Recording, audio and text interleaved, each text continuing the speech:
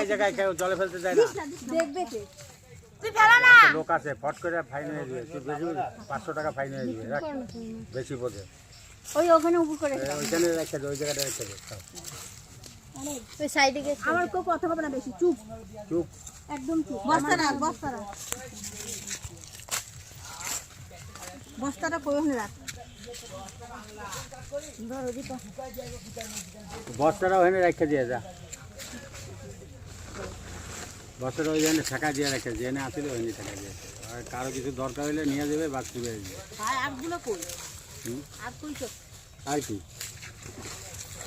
আগে নিয়ে খারাপ করে তো